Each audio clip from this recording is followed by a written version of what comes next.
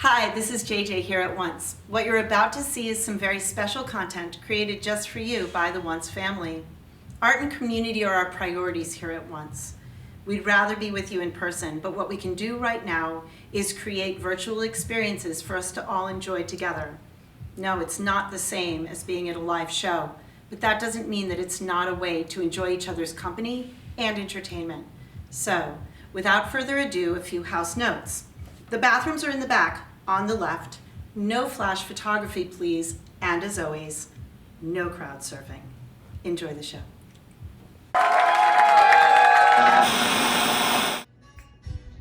Greetings and happy Halloween.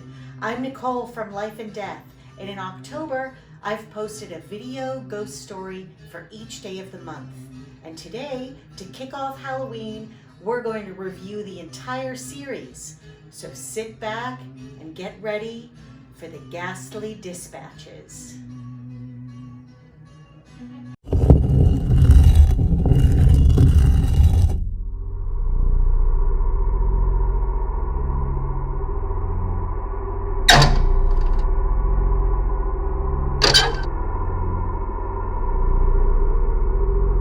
Hello everyone, and happy almost Halloween. Do you love ghost stories and fall festivities? I know that I do, and I've been thinking a lot about how this season's going to be very different and how I'm going to miss out on things like carving pumpkins at people's houses and going to costume parties with my friends.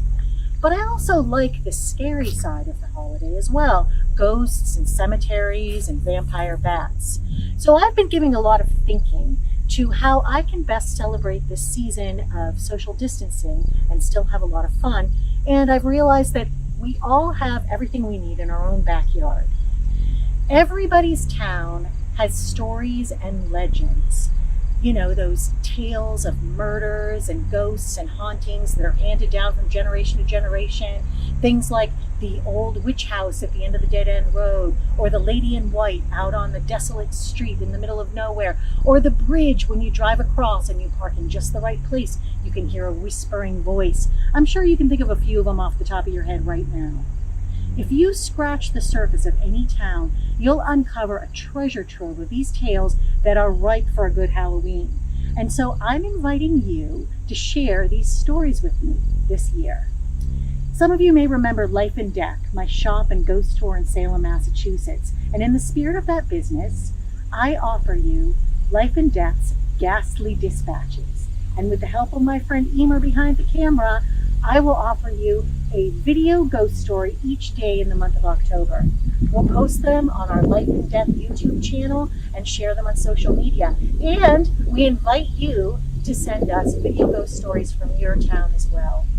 If they're not offensive or illegal, we'll post them on our channel in a hope that we can build a library of these scary stories that we can share and scare ourselves with all Halloween season. So put on your velvet cape, grab a bag of Mary Jane's, and stay tuned for October 1st when we'll be posting the first story, if you dare. Hi everyone, and welcome to Life and Death's Ghastly Dispatches. I'm Nicole, and I'm going to be your host for the next month, bringing you a daily ghost story from my neighborhood in Boston every day for the month of October 2020. And we're starting with a bang. I mean a boom. We're starting in Mount Auburn Cemetery in Cambridge, Massachusetts.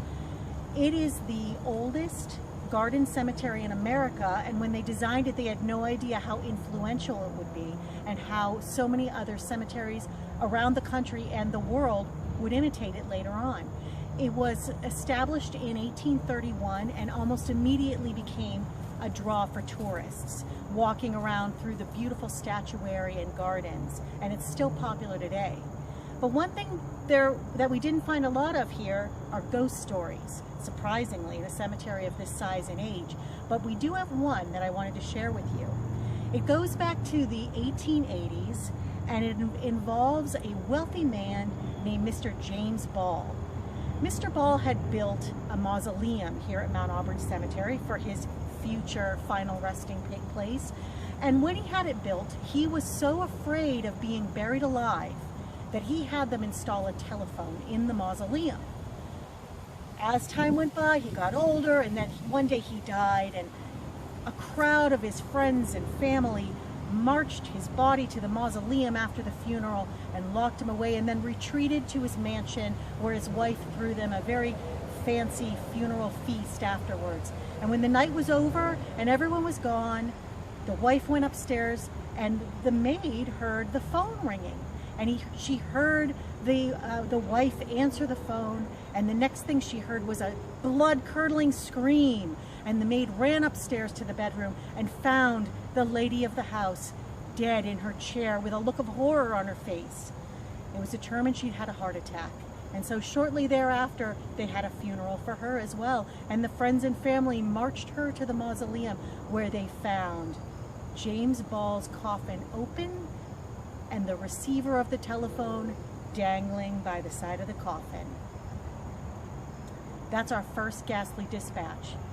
Please follow us on YouTube so you can get updates every day for our life and death posts. And if you've got a great ghost or legendary story from your neighborhood, take a video and send it to us. If we like it, we'll post it on our page as well. Thanks so much, and we'll see you tomorrow.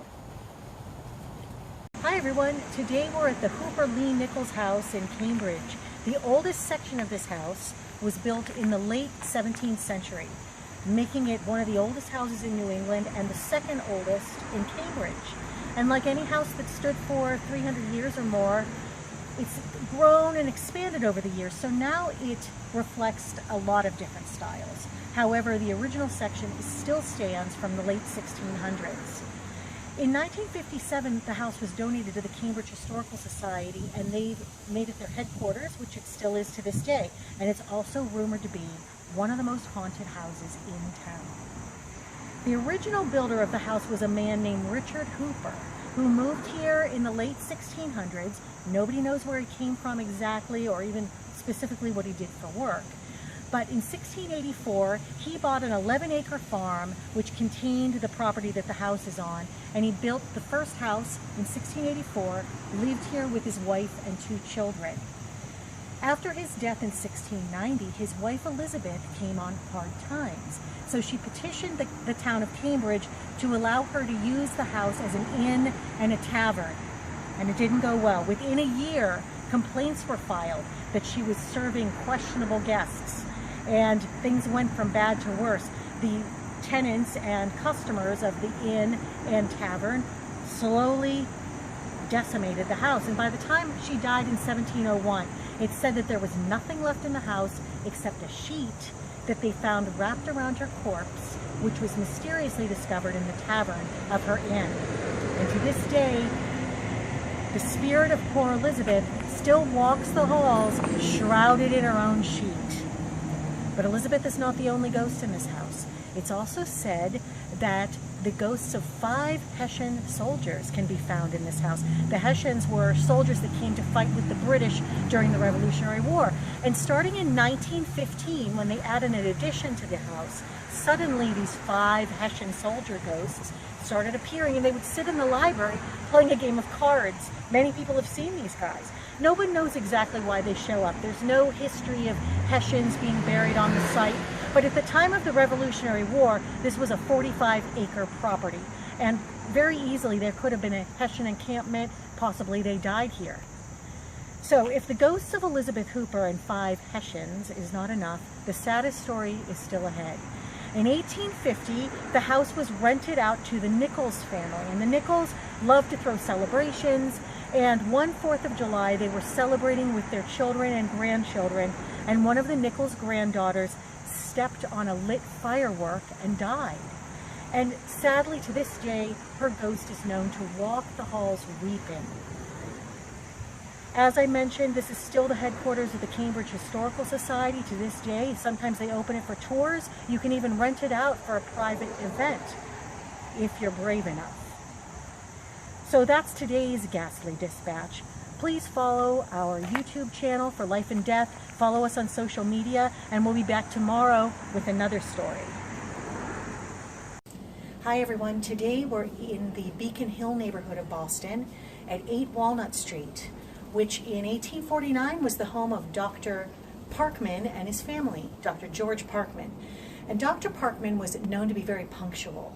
So on the night of November 23rd, 1849, when he didn't arrive home on time, his wife started to get nervous. She contacted the police, they scoured the neighborhood, they started putting up signs, and he hadn't arrived home. He had last been seen going into the Harvard Medical College laboratory of his associate, Dr. John Webster. Dr. Webster owed Dr. Parkman $2,000, and Dr. Parkman was there to collect. That's the last anybody had ever seen of him. But as the days go by, people are starting to search far and wide, and of course, Dr. Webster's laboratory starts to become a place of suspicion.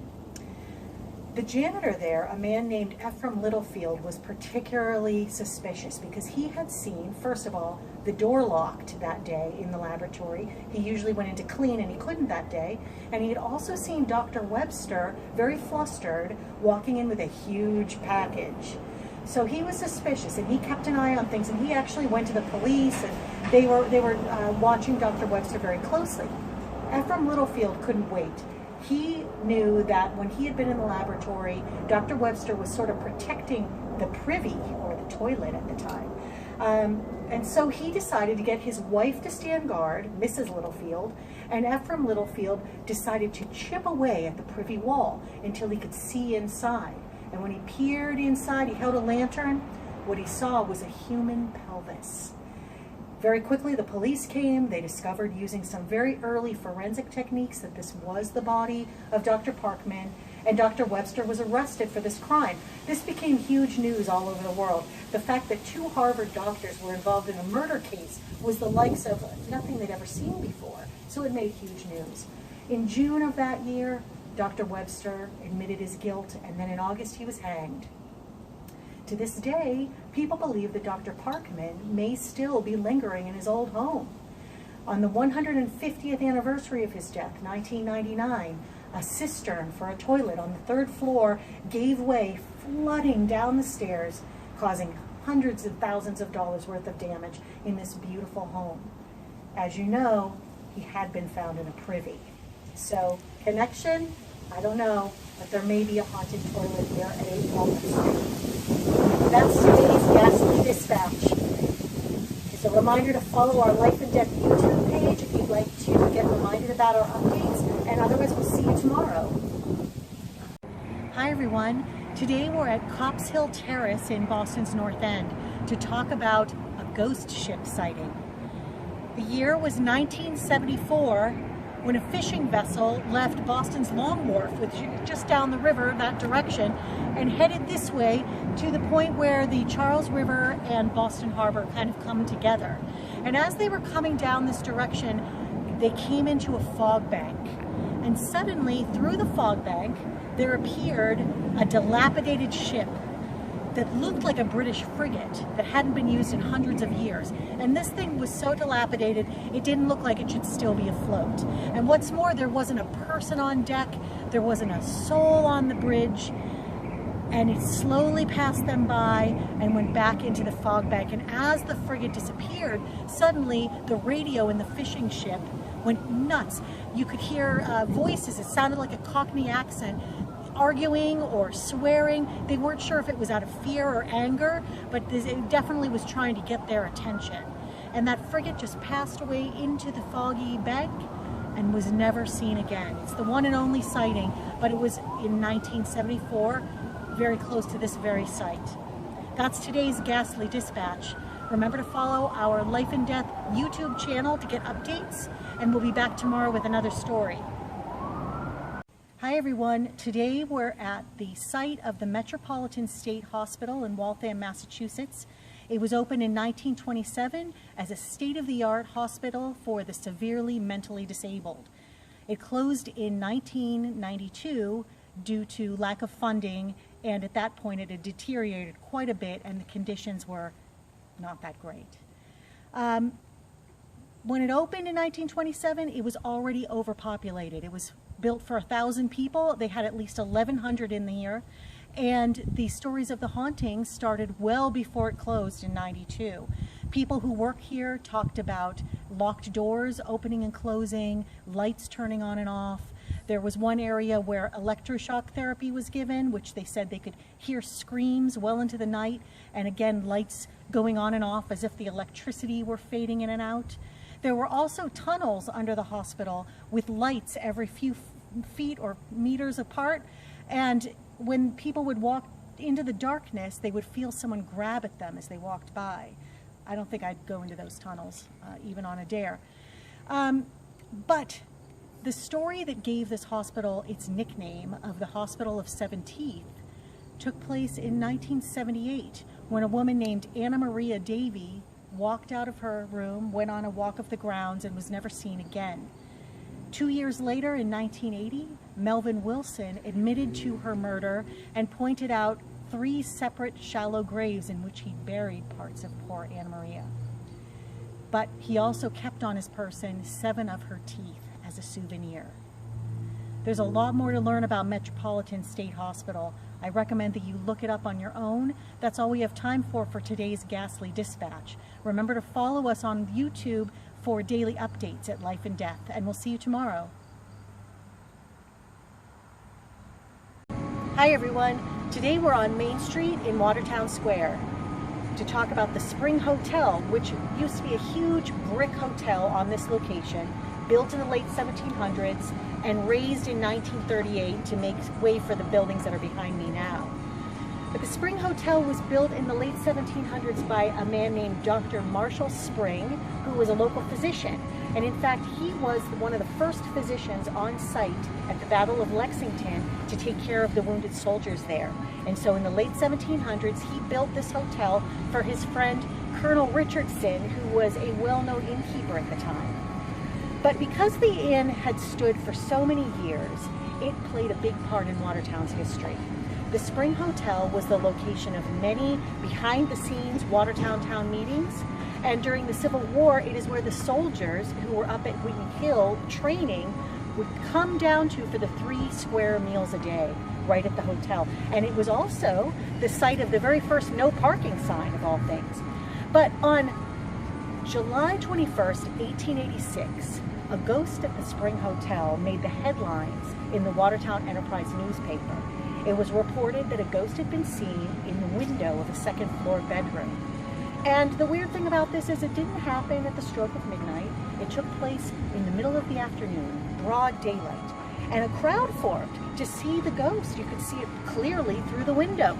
And the crowd became so large that it blocked traffic going both directions on Main Street. And pretty soon the proprietor of the hotel looked out, saw a huge crowd, found out that it was because he had a ghost on the second floor, and so he steeled his nerves and he climbed the stairs up to the second floor for a ghost hunt. Shortly thereafter, the crowd of onlookers down below saw the brave proprietor in the window with this fearsome creature, and he opened the window slowly and he called down to the crowd below, "Your ghost is a cloth on a post." So people will see what they want to see, and people want to see ghosts. That is today's Ghastly Dispatch. Please follow our channel on YouTube or on social media, and we welcome you to send in your stories too. See you tomorrow. Hi everyone. Today we're in Belmont, right at Royal Road, to talk about the Lady in White. Many people have seen a woman dressed in a white, long flowing dress on this street, Royal Road in Belmont. No one knows exactly who she is, but she's described as being in her 30s or 40s, dressed in a long white dress. And some people have even seen her walking up the middle of the street. Sometimes cars will go past her and then thinking she's a woman in need of help, turn around to try to find her, and then she's nowhere to be seen. We don't know exactly who she is, but what we do know is that the Lady in White is a very famous type of ghost who appears often in rural areas, often connected to a story about a tragedy or an unrequited love or a terrible accident. So although we don't know who this Lady in White is, she is part of a long tradition. I'm personally interested to find out more about this story. So if you know anything, or if you've seen the Belmont Lady in White, please let us know. That's today's Ghastly Dispatch. Stay tuned for tomorrow's. Thanks. Hey everyone, we're here today at the Hosmer School in East Watertown. built on land formerly owned by the Hosmer family. Dr. Alfred Hosmer was a local physician and historian and the founder of the Watertown Historical Society. And when the schools in Watertown started to get a little overcrowded, they decided to build a new one here on the Hosmer family land and name it for Dr. Alfred Hosmer. When the school was dedicated, Harriet Hosmer, a cousin of Alfred, came to give the dedication speech because she had lived for part of her life in a house on this land. Harriet Hosmer is considered to be one of the most well-respected sculptors of the 19th century, and she was born here in Watertown and lived here with her father after her mother died when Harriet was only 5 years old. But her father, who was also a local physician, really encouraged Harriet's artistic development. As a sculptor, Harriet traveled the world, and for a while she lived in Rome, where she made friends with some prominent artists and writers, including Nathaniel Hawthorne, who often commented on her peculiar and charming ways. Harriet was a very successful sculptor in a time when that was really a male-dominated field. And of course, women were not afforded the same amount of art education that men were. But be that as it may, Harriet made a very successful career out of art and has left a very strong art history legacy as well. Harriet, at the end of her life, returned to Watertown, where she unfortunately died in 1908, but many people believe that she may still live here at the Hosmer Elementary School. Her spirit has been seen wafting down the hallways by students and faculty members alike. So Harriet may still be here in attendance, even though she's no longer with us. That is today's Ghastly Dispatch. Please remember to follow Life and Death's YouTube channel and social media to stay up to date, and we'll see you tomorrow. Hi everyone. Today we're at the Mather Tomb in Boston's second oldest cemetery, Copp's Hill Cemetery. And the Mathers, the tomb at which we're in front of, were Puritan ministers in the 1600s. The father, Increase Mather, and his son, Cotton Mather, are both buried here. And in the 1600s, the Puritan ministers made the law. Cotton Mather is known for his participation in the Salem witch trials of 1692. At that time, he allowed for the use of something called spectral evidence in court. And what that meant is if somebody had a hallucination or a vision, it could be used as actual evidence in a court. And in the case of the witch trials, there were young girls who were accusing people of being witches and claiming that these people were sending things like red birds to attack them. And no one could see these red birds except the young girls. But considering they were spectral evidence, they were used. And using this sort of thing, 19 people were hanged, 1 man was pressed to death, and countless people died in jail awaiting their trials, just due to the bad conditions.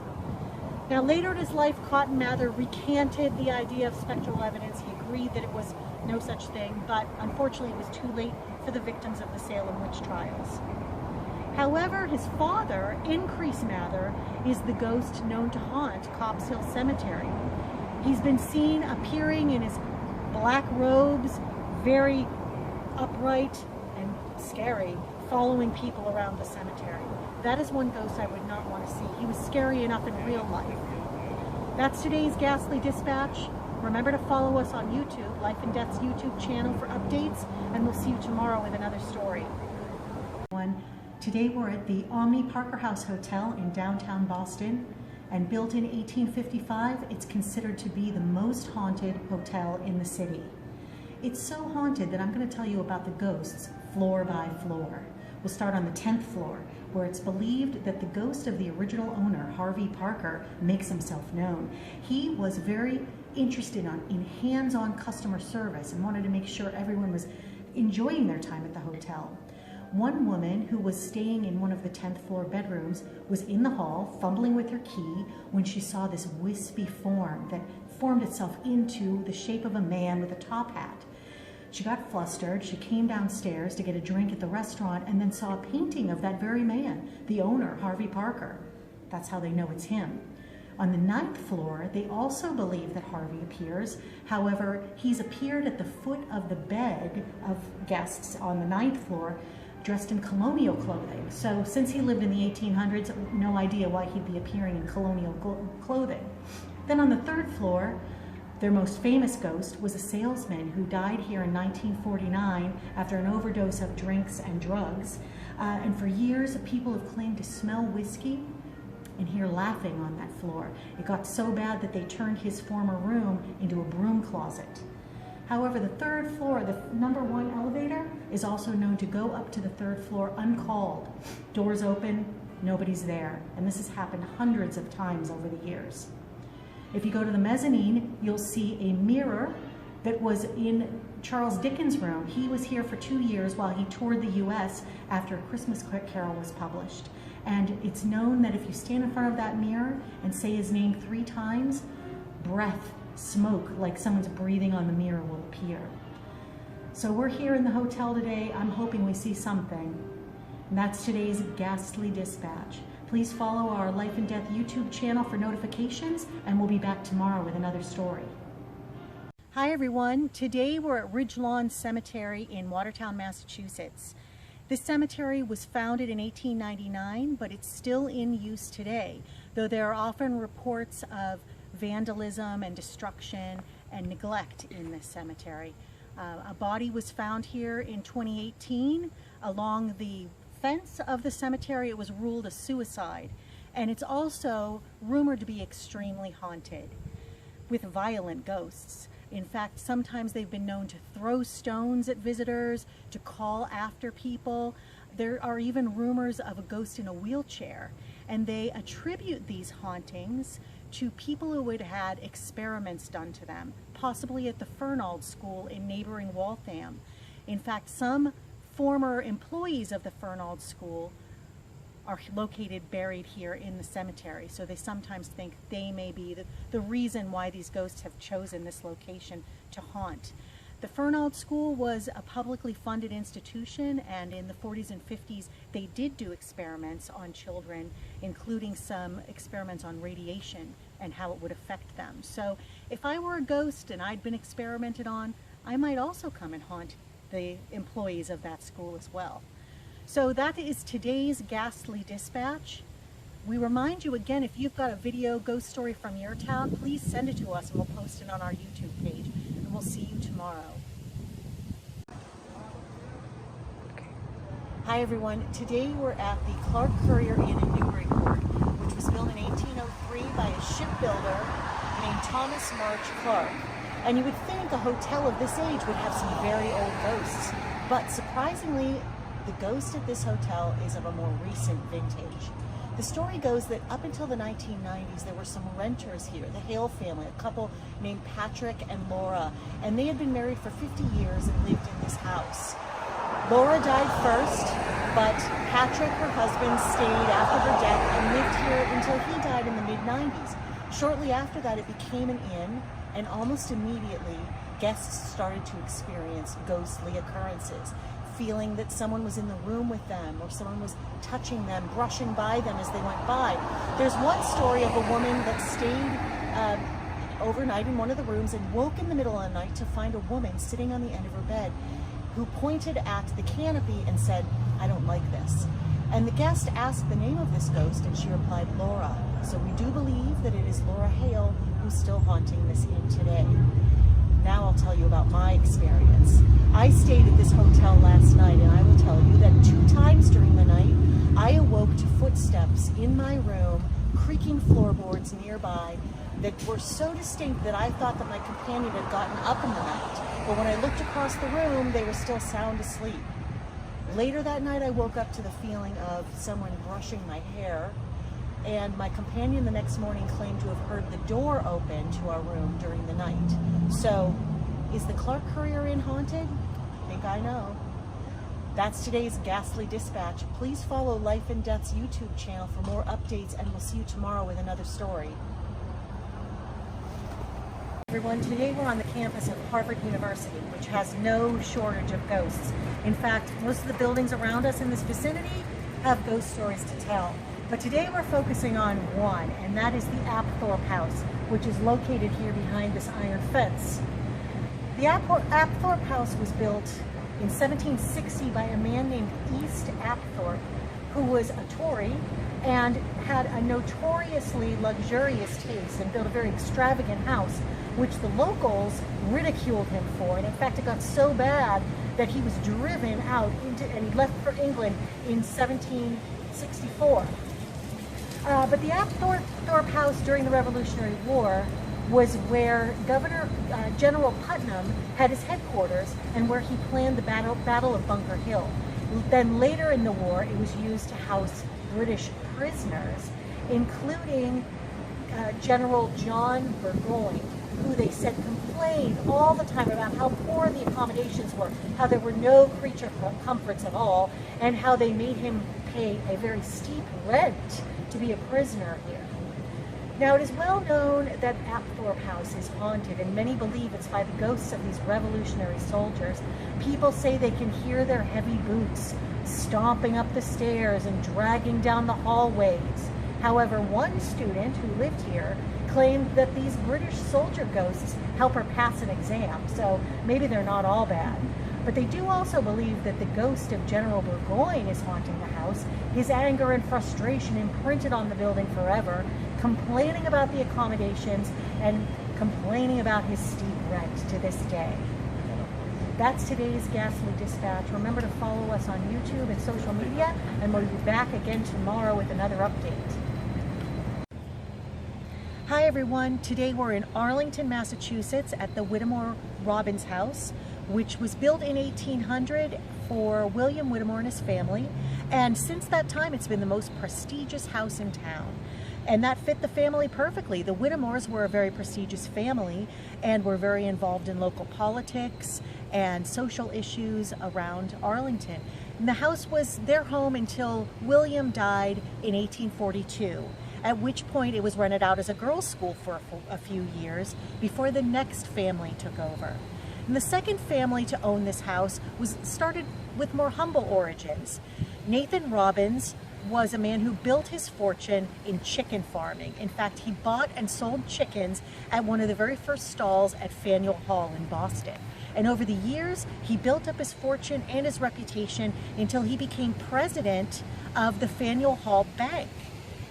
At that point, he was the wealthiest man in Arlington, and he bought this beautiful, prestigious home for his family, and they lived here happily until he died in 1888. The house then went to his grandchildren, who became philanthropists in Arlington and gave lots of money and property to the town. In fact, they moved this house back from Massachusetts Avenue, back about a block, so that they could build a library in front. And they're also responsible for building the Arlington Town Hall as well. So about this time, you're wondering, where are the ghosts in this story? And that's a good question. It's kind of a mystery. The house is known to be haunted by the spirit of a servant girl, and no one knows exactly who she is, but countless people have seen her dressed in clothing from the 1800s, walking the halls of the house as though she were still employed here. They say when you can't see her spirit in like human form, you can also sometimes feel a presence in the room with you, even though you can't see anything. And the house is also known to have cold spots, which can be the indication that there's a ghost present as well. So come and visit the Whittemore Robbins house. You can come here as a tour. They can take tours here.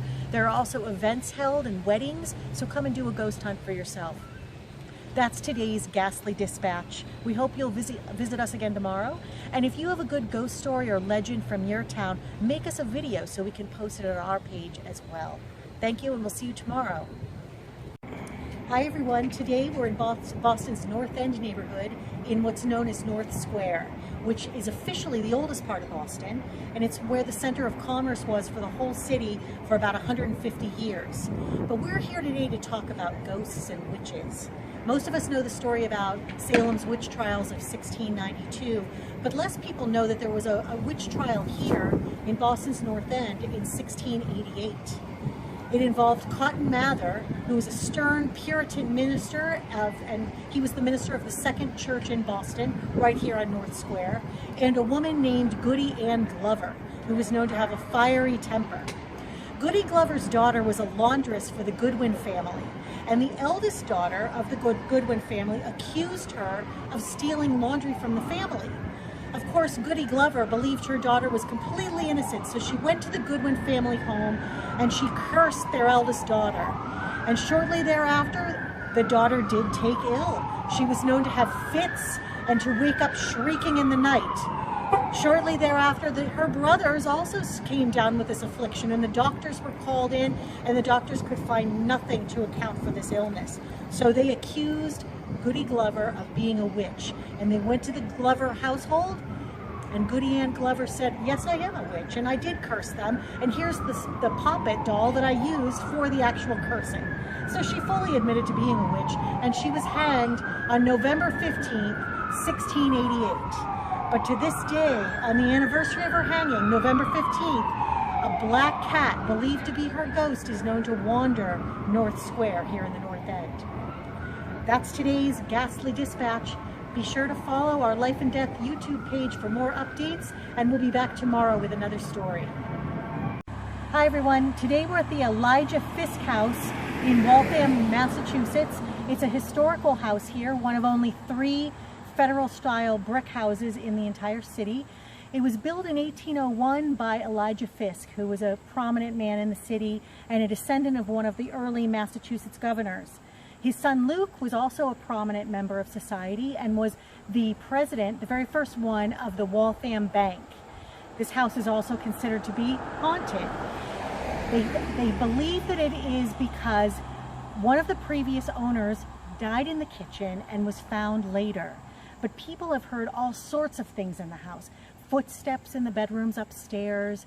They've heard their names whispered by a disembodied voice, laughter, and in fact they've caught some of these sounds on recordings as well. So maybe sometime we'll be lucky enough to get to the inside. But for today, that's our whole Ghastly Dispatch. We hope to see you again tomorrow. Remember to follow our YouTube channel. Thank you. Hi everyone, today we're in Waltham, Massachusetts at the former site of the Walter E. Fernald School, which was founded in 1888 as a school for the training and teaching of children with severe disabilities.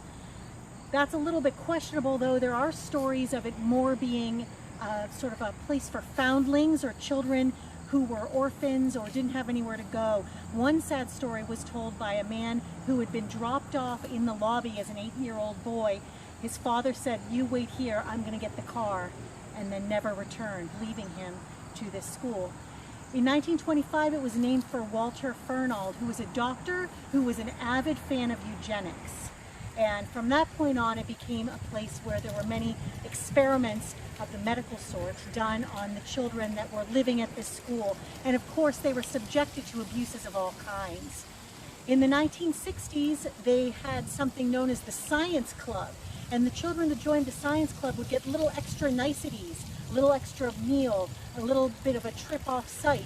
But what they were actually being subjected to was a radiation test that was co-founded between MIT and Quaker Oats, where they would be given radioactive oatmeal to see how it turned out. This became the undoing of the school because they were basically sued when people found out what was actually happening, and the school closed.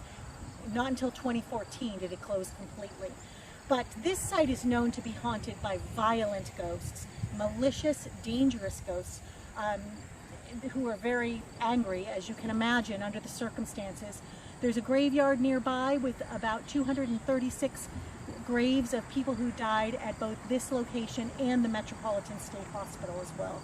So I don't really want to linger here that long today. That's the end of our Ghastly Dispatch. We'll see you tomorrow. Hi everyone. Today we're in Watertown at the corner of Avon and Belmont Street. And we're at the site of what was a very haunted house in the 1860s.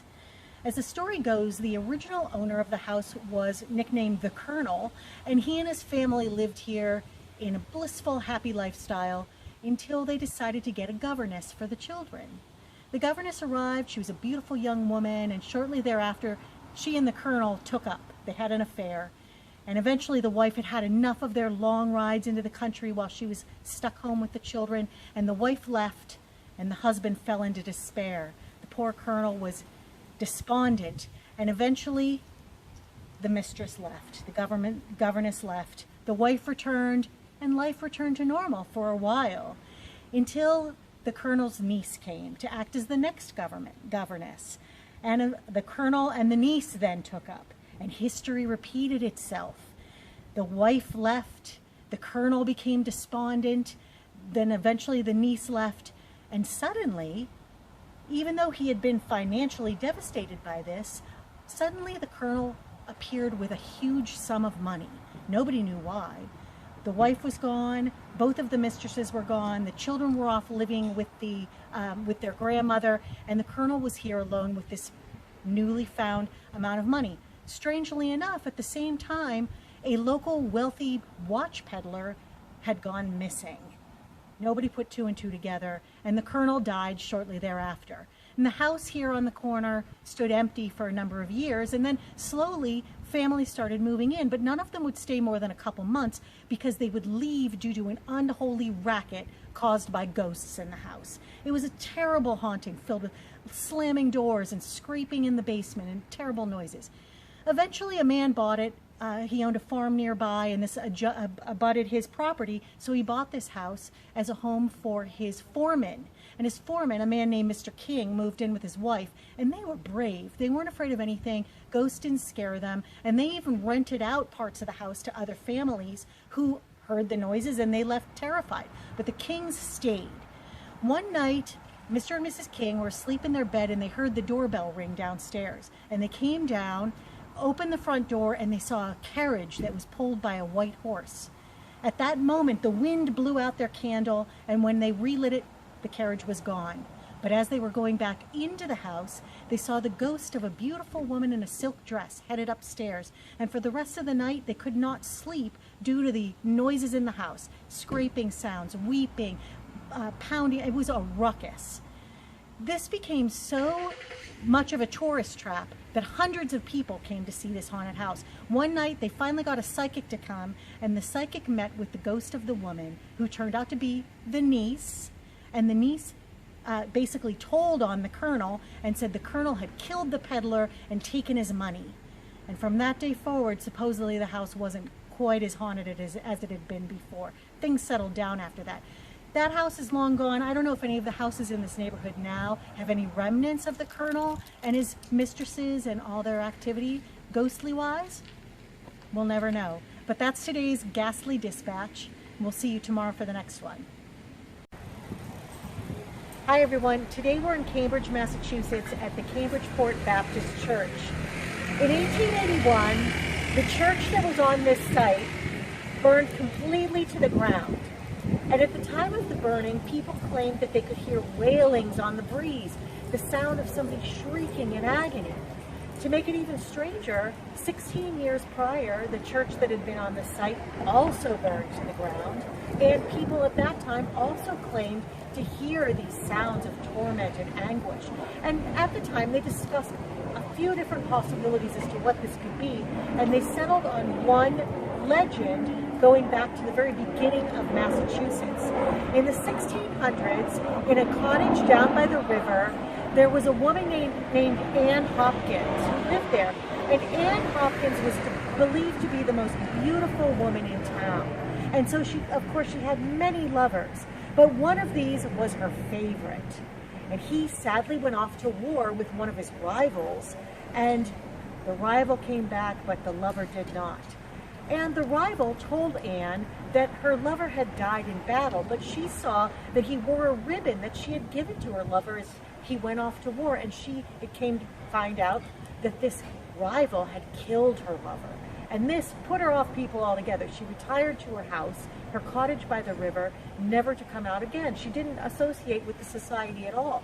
And as years went by, that did not work well for her. People often said that she could be seen riding a broom, followed by imps and cats. Slowly, they started to think she was involved in witchcraft. And one spring, a terrible sickness took over the town. And people started to whisper, is Anne Hopkins responsible for this? Is she a witch? And she got blamed for other things, a sickly cow. A thunderstorm came and hit the deacon's house, and that blamed it on her as well. Eventually, she was formally accused as a witch, and she was brought to this very spot where she was burned at the stake. And her final words were, a curse of fire on this land forever. Seems to have taken hold, if you ask this church. Sometimes when the wind still blows, they still say that you can hear Anne Hopkins wailing on the breeze. That is today's Ghastly Dispatch. We hope you're following us on YouTube, Life and Death's Ghastly Dispatches, and we'll see you tomorrow for another story. Tucked away down some winding one-way streets in Watertown, today we're in the wooded enclave known as Whitney Hill Park. Despite the fact that it's very close to Watertown Square, people can come here for a very quiet and peaceful walk through the woods. However, all is not quiet here. Neighbors who live in the area believe that something supernatural is taking place in these woods, and they give reports of being followed by a shadowy figure. Sometimes they say you can also hear the voice of a woman or a child singing on the breeze. But what is responsible for these ghostly occurrences? In the history of Watertown, there have been 3 wealthy families that have owned the property that is now Whitney Hill Park. The first family was the Whitney family. They settled here in 1635 when Watertown was new, and the hill is named for them. The second family, the Whites, the name is connected to Abijah White, who was a very wealthy cattle baron. And in 1804, he owned a very large piece of land here in the middle of Watertown, which included Whitney Hill. And at the base of the hill, he built a beautiful mansion, which he called the Elms. And here is where the story takes a turn for the tragic. The Whites had only one child, a son named William, and he traveled the country speaking with Frederick Douglass, speaking out against slavery. And of course, their travels were often followed by violence, and sadly, William died mysteriously in Milwaukee, Wisconsin. His body wasn't found until much later, but it was found at the base of a cliff near the lake. They suspected foul play, but it was never proven. The last wealthy family that owned this hill was a family named the Whitings. Nathaniel Whiting was already wealthy when he moved his family here in 1845 to live in a mansion he built on the south side of the hill. He and his wife Rebecca had 4 children, and sadly their eldest son, Arthur, also fell to his death, this time from the Parker House Hotel in Boston, a 2nd-story window. So are the hauntings here related to the deaths, the early, untimely deaths of the White and Whiting sons? Or perhaps is Abijah White just walking his property looking to see who's trespassing? No one knows. But what we do know is if you come walking at Whitney Hill Park, you may have more company than you think. That is today's Ghastly Dispatch. Please follow our YouTube channel for Life and Death, or follow us on social media for updates, and we'll see you tomorrow. Hi everyone, today we're in Waltham, Massachusetts at the former site of the Gabler Children's Center, which was a psychiatric institute for the severely mentally ill, in this case, children between the ages of 6 and 18. It was opened in 1955 and it closed in 1992, so there are still many former residents that live in the area, and they report that the conditions were prison-like or worse. Many of them claim to have been heavily sedated for most of the time, and anyone who was disobedient would be held in a 2-by-2 seclusion cell until they were deemed ready to come out. It's also believed that in the 1960s, several dozen children were poisoned when doctors tried to medicate them using their milk, and something went wrong and several of them died, unfortunately. The woods around this former hospital site are known to be haunted by local children who they suspect died while here at the Children's Center. So it's a sad sight today for today's Ghastly Dispatch. We do remind you to follow our Life and Death YouTube channel for notifications about future updates, and we'll see you tomorrow. Hi everyone. Today we're in Watertown, Massachusetts, on the site of what in 1900 was a very neglected house. Dilapidated home that was the house of Mr. John Hyde. John Hyde believed that the spirits of his ancestors came to chat with him in the evenings. And they weren't unwanted. In fact, he said he welcomed the way they stopped by for a casual chat. Word got out about his unusual family gatherings, and John became a little bit of a local celebrity. In fact, the Cambridge Chronicle newspaper did an article about him in 1900. And that just, of course, made him more popular and more well-known in the area. One night, a neighbor was walking by the house, and he heard a noise from the inside. So he couldn't resist walking up to a broken pane of glass and looking through the window, and he said that what he saw through that was John Hyde in conversation with two sheeted figures. And at that very moment, there was a strike of lightning that blinded the neighbor and a peal of thunder that was so loud it threw him backwards into the street. And the neighbor later said that he never again would experiment with the dead. For many years, that house lay empty of any human forms and was eventually demolished in 1960, replaced by the office building here behind me. What I'd like to know is, do John and his ancestors still meet in ghostly form in any of the conference rooms here? That's today's Ghastly Dispatch. We hope that you'll follow us on our YouTube channel, Life in Depth, and get notifications about upcoming posts, and we'll see you again tomorrow. Hi everyone, today we're in Somerville, Massachusetts, just outside Davis Square, to tell you about the house behind me. It was purchased in 1983 by a woman named Karen, and she liked the house, but she always had a feeling that there was something not quite right about it. In fact, the basement would leak all the time, and they would get flooded down there, but she thought there was something more to it than that. And as time went by, she started to get bad feelings, particularly on the back side of the house, specifically the rooms on the second and third floor in the back. She kept the third floor back room as a storage room. She tried using the back second floor room as a bedroom. And after a while, the feelings just became so bad that she couldn't even go upstairs at night anymore.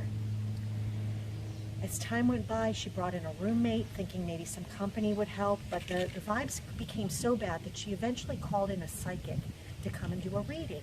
So the psychic came in, and what she found was not a ghost, as they expected, but a troll.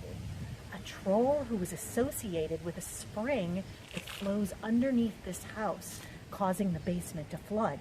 And this troll was apparently trapped under the house when the house was built, and was sending the energy up along the back of the house, causing the bad feelings. And during this psychic reading, the troll asked Karen to let him stay. Karen stood her ground, asked the troll to leave. The troll left, and to this day, the house has never had any further trouble. However, I have heard stories that other houses on this street have had similar incidents since then. So maybe the troll just moved on. Hopefully you don't live in a troll house. That's today's Ghastly Dispatch. We'll see you tomorrow for another story. Be sure to like us on YouTube, follow our page to get updates about our next story. Hi everyone. Today we're outside Park Restaurant in Harvard Square, Cambridge, Massachusetts. Park has always been known to have some poltergeist entities associated with it. Troublesome spirits that have done everything from rearranging paperwork on a desk all the way up to smashing large liquor bottles. And it's no real surprise that there's something going on here, because this restaurant is built on the site of the Newtown Market Jail, which is the jail where accused witches were held in the 1600s. If you were accused of being a witch in Cambridge, you'd be brought to jail here, and although none of the people held here were ever hanged as a witch, some did die because they couldn't pay their jail fees. If you were arrested as an accused witch in the 1600s, you would have to come to jail even before your trial, and even if you were found innocent, you couldn't be released until you paid your fees for room and board, and due to the poor conditions, several people did die here. So it's not a huge surprise that there is paranormal activity. Recently, a manager here was interviewed about some of the activity, and he was talking about how in the office space they feel the presence of an authoritative figure, a very menacing-like ghost, and he's also been shot at by rubber bands that have come out of nowhere. Now, I've been to Park many times. Can't say I've ever experienced any ghostly activity, but I do claim to have enjoyed some of the spirits. That's today's Ghastly Dispatch. We hope you'll join us tomorrow, and please remember to follow us on YouTube. Send in your own videos. We'd love to hear ghost stories from your town as well. See you soon.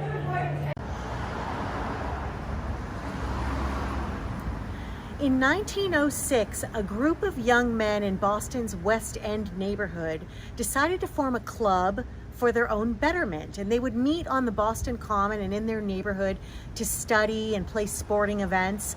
And after a couple of years, this got the attention of a local philanthropist who gave them enough money to build a clubhouse, an actual club. And for many years, the West End Club continued happily along. And then in the 1950s, Boston had an urban renewal project that basically wiped out the whole West End neighborhood. Whole families and neighborhoods had to leave that part of town as they rebuilt it into a completely different look and feel. And there's a bunch of high rises there now, and it pretty much wiped out the entire neighborhood. However, one of the founders of the club said that he was going to live by the motto, which was the spirit of the club must never die. And so he engaged in a study to look at the different neighborhoods of Boston and see which neighborhood most needed a club like the one they'd lost in the West End. And they discovered that Allston had the most families and children that could use a club of this kind. So in 1971, the West End Club opened here in Allston. In 1976, it became the first club of its kind to also allow girls. So it's now the West End Boys and Girls Club. What about the ghosts, you're asking about now? Well, this building is known to be haunted by several unidentified entities. Sometimes after the pool is closed at night, they'll still hear people, the ghosts of somebody splashing around in the pool. Sometimes the showers turn on and off by themselves in the locker rooms, and lights turn on and off without anybody flicking the switch. And several employees have seen the ghost of an elderly gentleman who they believe to be one of the original founders of the West End Club that's still hanging around. And who can blame them? The place sounds like a great, great club. That's today's Ghastly Dispatch. We hope that you'll join us again for another one. And please follow us on YouTube so you can get daily notifications.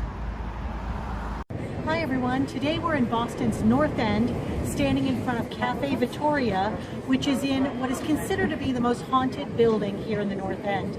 The building itself was built in 1896. It was a speakeasy in the 1920s, and it's been in the same family since 1927. And when this family bought this building, there were already stories about it being haunted. And to this day, people have quit their jobs here because they've been so afraid.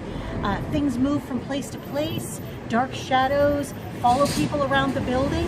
And so they brought in some ghost hunters to find out what was going on.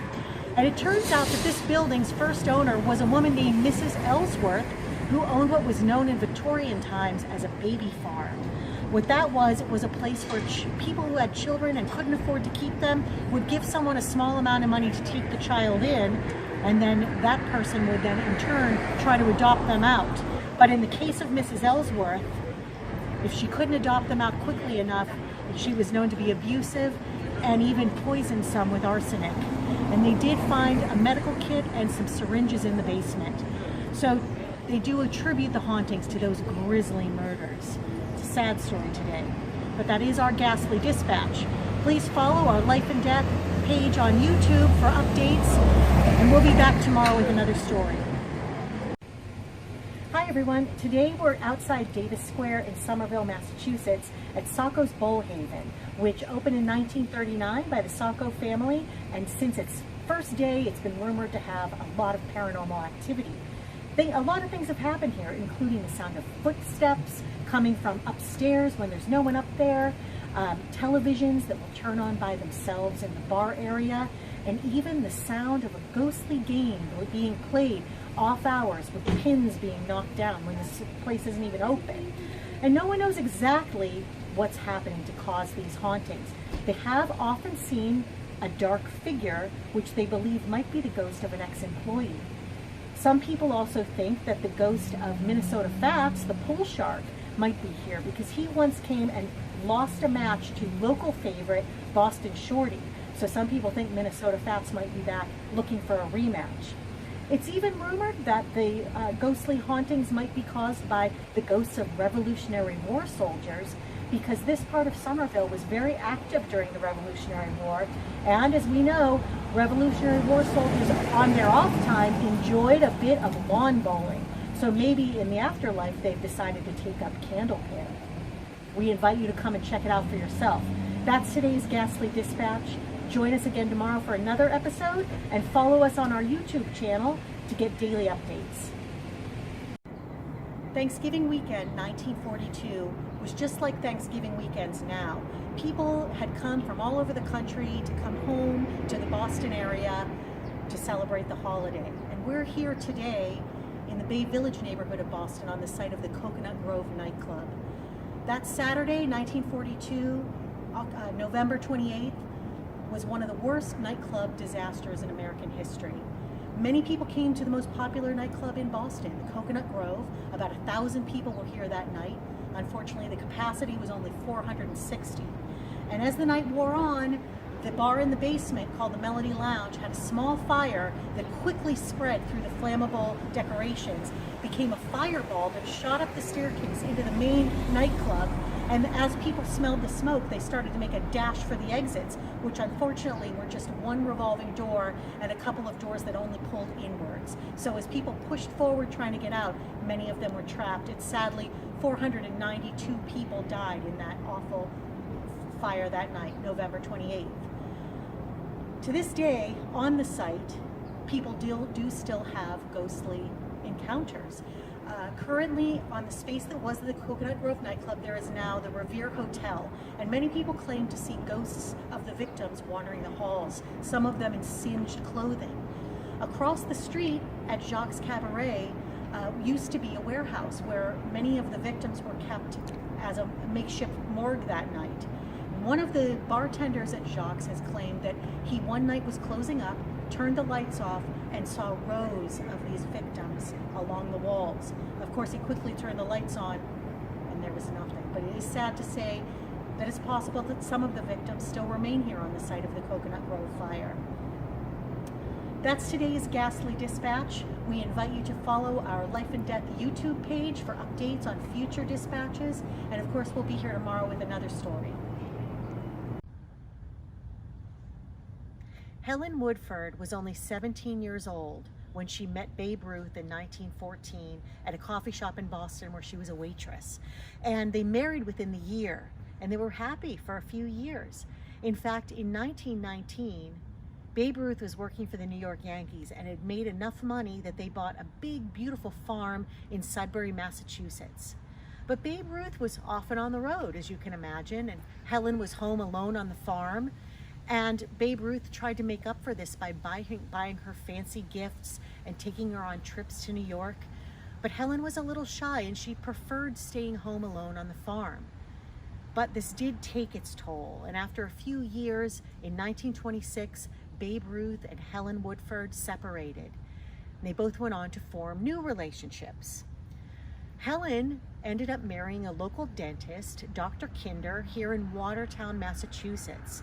And here on Quincy Street, he owned an opulent home where they lived. And the neighbors had no idea that Helen had been married before. At the very least, they had no idea she was still married to Babe Ruth. They only knew her as Mrs. Kinder. And things were great. Until January 11th, 1929, Dr. Kinder was at the Boston Garden for a boxing match when he was paged and informed that his house had burned and that Mrs. Kinder, Helen, had died in the fire. He returned home, was devastated by what he saw, and was in such a wreck that he couldn't answer the questions that the medical examiner posed to him. A funeral was set, but Dr. Kinder did not go. Babe Ruth, however, paid $10,000 for a funeral that brought 5,000 people from miles around. To this day, there are mysteries surrounding this fire. Some of the reports say that it was caused by an electrical fire. Some say it was a lit cigarette that was dropped. Mrs. Kinder, better known as Helen Woodford Ruth, her family asked that there be a second autopsy because they were afraid she died of a narcotics overdose. So as you can see, a lot of mystery surrounded. Dr. Kinder disappeared shortly hereafter and was never heard from again. Rumor has it he ended up in New York, but there's not even any record of his death on file. So, is the house on this site currently haunted by the ghost of the first Mrs. Ruth?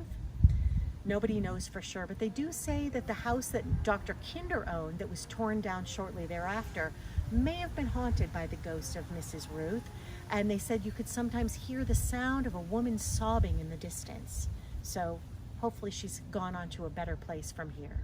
That's today's Ghastly Dispatch. Please follow us for tomorrow's update, and be sure to follow our YouTube channel for more ghost stories from Ghostly Dispatches. Hi everyone, today we're in Powder House Square in Somerville, Massachusetts, and we're here in front of the Powder House Tower, which was built in 1703 or 1704 as a windmill, and then in 1747 it was sold to the colonial government of Massachusetts, who used it as a gunpowder magazine. It is the oldest stone building in Massachusetts, and in its day it held more gunpowder than any other magazine. But there's also a tragic love story associated with this tower, dating back to its days as a windmill. At that time, there was a young farmer and a wealthy man's daughter who were in love and wanted to marry. But the young girl's father didn't approve of the union because he wanted his daughter to marry a wealthy man. So the young farmer and the young girl would meet here almost every evening. And after a while, the father got wind of these meetings and decided to surprise them one night. And as the farmer and the young girl were standing outside, they saw the father approaching in the distance. They ran inside the windmill, and the father followed them. The young girl climbed the stairs, fell backwards, and grabbed a rope as she did, pulling down on the rope, and then they heard this horrible scream. It turned out that the father was standing on one of the millstones, and his arm was caught, and it was completely crushed in this accident. The young farmer and the daughter carried the father back home, and on his deathbed, he relented and he allowed for the two to be married.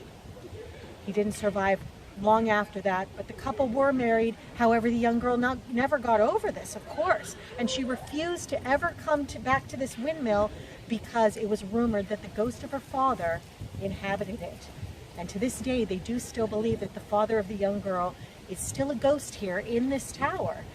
He's also a ghost who's known to be very angry, and he's famous for shouting profanities and swearing at people as they come by. Sometimes they say he gets so heated that you can see blue lights exploding in the night around this tower.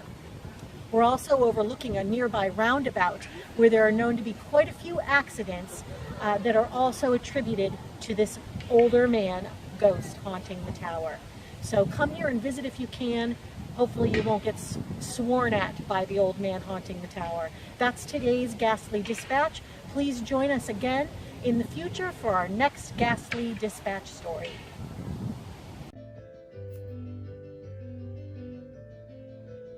I hope you've enjoyed the Ghastly Dispatches. If you want more, join us tonight for a live streamed ghost hunt from Boston's most haunted hotel. Check our social media for details. And thanks to Once for hosting us on the OVV. Be sure to support them anytime you can so that they can continue to bring us great music and entertainment for years to come. And thanks to you all for joining me.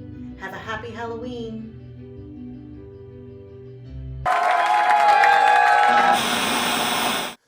America, demand your OVV.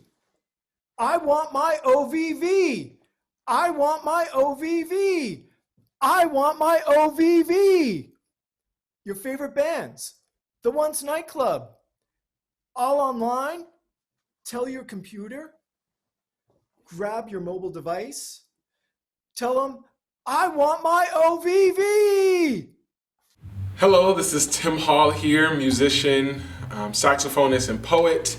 I'm here at Once and just need to say how important it is to support the local arts and local businesses. Once is such an important venue to the scene of artists and creators. I'm just here to name how dire it is to support Once and the staff here and everything that they stand for and do for this local scene. Also, they have been nominated for a Boston Music Award for both the venue as well as their live stream. So again, they're doing amazing work. Please go and support. See you soon. Tim Hall, out. So we're Once Somerville. We have an online store. It's called Shopperville. Get it? It's a pretty cool place. You can find our t-shirts, our bumper stickers, which, by the way, say Once Army, smashing the patriarchy since 2015. So you know you want people to be seeing that. Check out Once Shopperville. You can find the link in all of our socials. Please buy something. It helps us, makes you look cool. You rock.